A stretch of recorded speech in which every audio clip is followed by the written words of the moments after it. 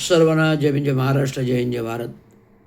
आज सकाळच्या 9 वाजताच्या इन डिजिटल न्यूज चॅनल लाईव्हच्या बातम्या, मुख्य बातम्या अशा आहेत. खारघरमध्ये उभे राहणार भारत आफ्रिका व्यापार केंद्र.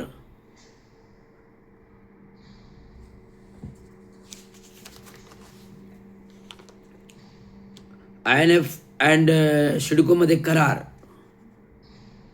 अखेर अंबरनाथमध्ये कोडे सुटले, शिवसेना भाजपच्या गळ्यात गळे.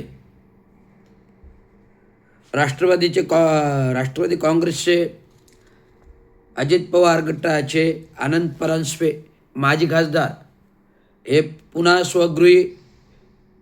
स्वगृही मंडळ म्हणजे एकनाथ शिंदे गटाच्या शिवसेनेमध्ये दाखल. खंडोबा अमृत योजनेसाठी 100 कोटीचा निधी उपलब्ध. आता खंडोबा अमृत योजनेसाठी 100 कोटीचा निधी उपलब्ध.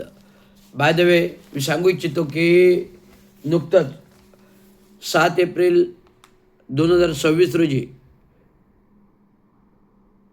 केंद्रीय मिनिस्ट्रीकडून एक GR पारित झालेला आहे. या GR पारित अंतर्गत अमृत योजनेच्या योजना ज्या काही स्मार्ट सिटी अंतर्गत राबविण्यात येतात, अमृत योजना अंतर्गत अमृत योजना जी आहे ही योजना स्मार्ट सिटी अंतर्गत राबविली जाते. आणि जर स्मार्ट सिटी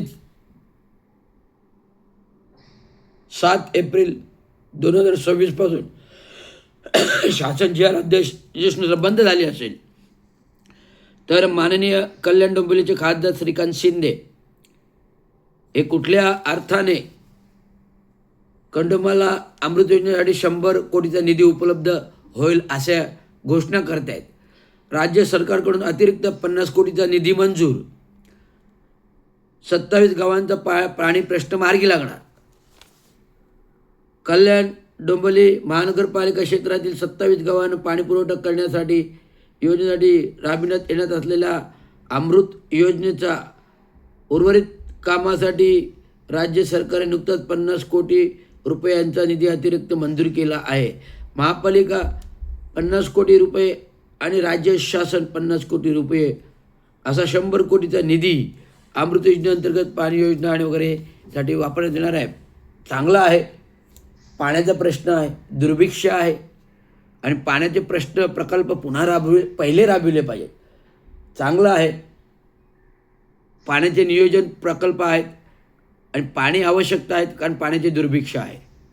आणि जर अमृत योजनेअंतर्गत जर 100 कोटी रुपये या प्रकल्पाला कल्याण डोंबिवली महानगरपालिकेला मिळत असतील तर श्रीकांत शिंदेंचे मी अभिनंदन करतो. राज्य शासनाचे अभिनंदन करतो, केंद्र शासनाचे अभिनंदन करतो, ज्यांनी 50 कोटी मिळवून दिले. परंतु 7 एप्रिल 2025 मग GR काय म्हणतो की स्मार्ट सिटी बंद करण्यात आलेल्या आहेत. राज्यातील, देशातील महानगरपालिकांमधील, राज्यातील महानगरमधील स्मार्ट सिटी बंद करण्यात आलेल्या आहेत. मग ह्या योजना आता कशा प्रकारे राबविणार हा एक प्रश्न आहे.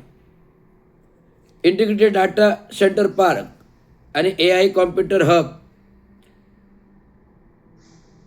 उभारणार असं राज्याचे मुख्यमंत्री देवेंद्र फडणवीस यांचे बातमी आहे. कालच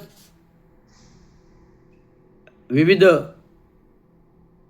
राज्याच्या, महाराष्ट्र राज्यातील विविध जिल्ह्यातील स्वीकृतच म्हणता येईल विधान परिषदचे सदस्य बिनविरोध आले का नाही आले माहीत नाही, पण निवड झाल्यामुळे या 10 सदस्यांचं अनेक आमदार सुमित्रा पवार जे पुण्यातून पोटनिवडणुकीतून निवडून आले भरघोस, त्यांचा शपथविधी झाला. आणि मुख्यतः म्हणजे ठाणे जिल्ह्यातील ठाणे महानगरपालिका क्षेत्रातील माधवी नाईक ज्या माजी नगरसेविका राहिलेत BJPच्या, आणि या BJPच्या नगरसेविका ॲडव्होकेट आहेत, वकील आहेत, अभ्यासू आहेत, श्रीरंग वृंदावन सोसायटीत राहतात.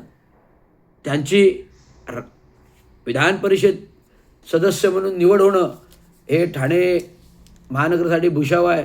म्हणजे आता ठाणे महानगरपालिका म्हणजे ठाणे जिल्ह्याला उपमुख्यमंत्री एकनाथ शिंदे आमदार म्हणून, प्रताप सरनाईक परिवहन मंत्री आमदार म्हणून 2, कवा मुंब्रा जितेंद्र आव्हाडसाहेब विधानसभा आमदार 3, ठाणे शहर आमदार संजय केळकर.